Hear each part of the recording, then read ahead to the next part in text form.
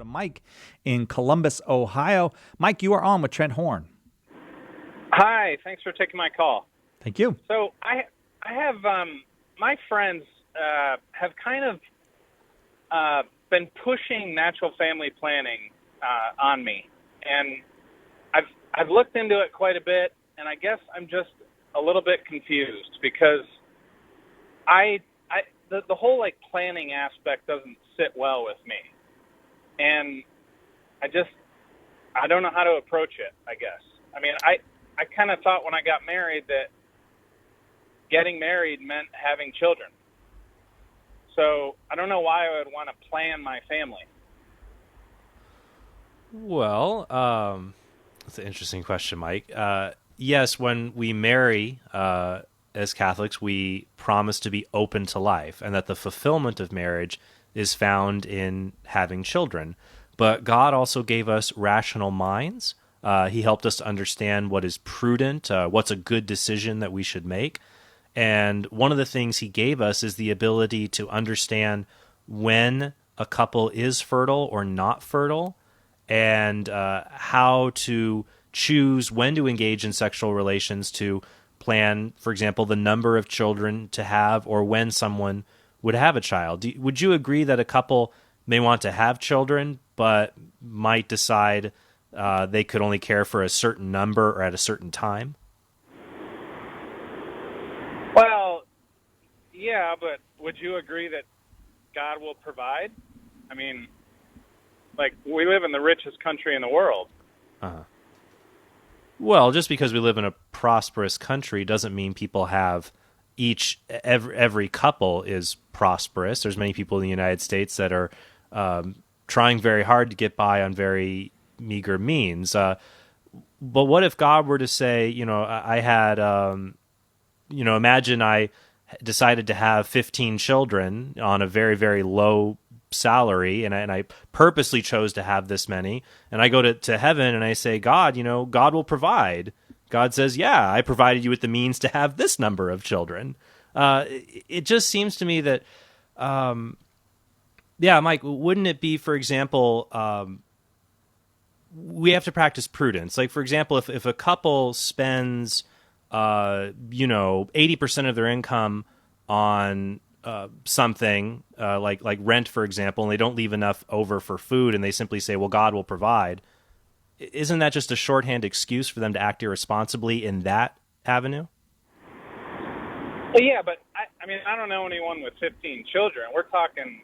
I know people with 12 who can sure, provide. Sure. So I'm just saying, Mike, we should be responsible when it comes to caring for our children. Would you agree?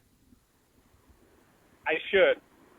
Okay. But I don't think we should use that as an excuse to reject God's will for our family. Well, how does a person know? What do you mean by God's will for someone's family?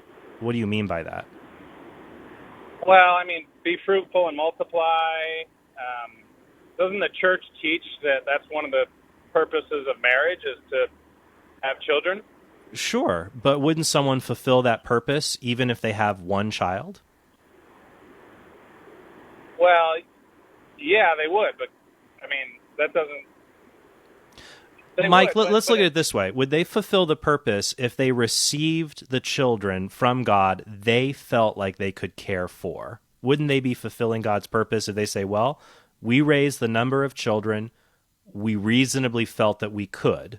Like, for example, would you agree that if a family feels like they're stretched thin with 4 children, they've got no money left over at the end of each month, it's pretty tight, it would be irresponsible for them to go out and adopt a 5th child?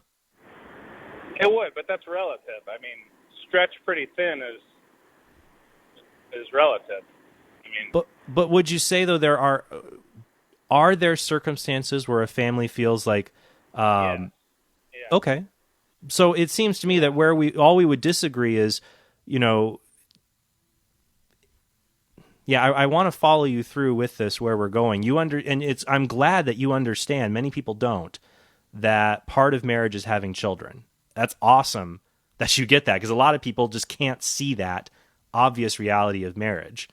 But it seems to me, I'm trying to see where your disagreement lies, that we have to keep having children in order to fulfill God's will.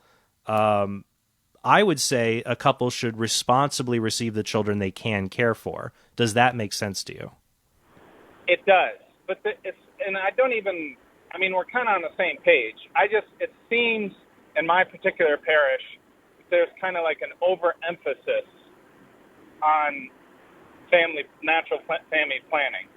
So I don't want, I couldn't handle 15 children, but 4 or 6 doesn't seem unreasonable. And it seems like 80% of the time I hear about natural family planning, and 20% of the time I hear about, the blessings of large families. And I think, Mike, the reason you might hear that a lot more, like natural family planning, is so that people, to give them an alternative to the culture's easy sell of contraception. That it's just such. Yeah. Do you see where I'm saying that? Yeah.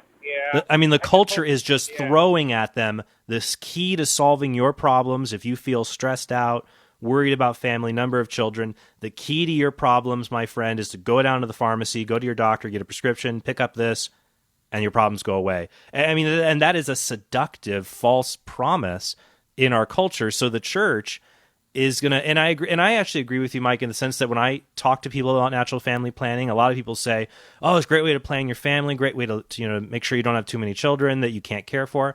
And I'll remind them, well, natural family planning, yes, it helps you plan so that maybe if you don't feel as if you can have a child.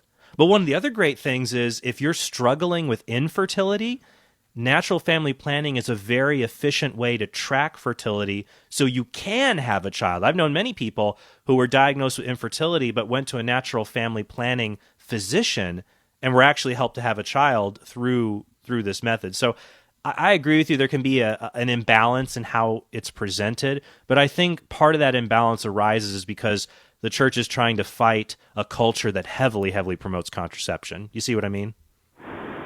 Yeah, I see.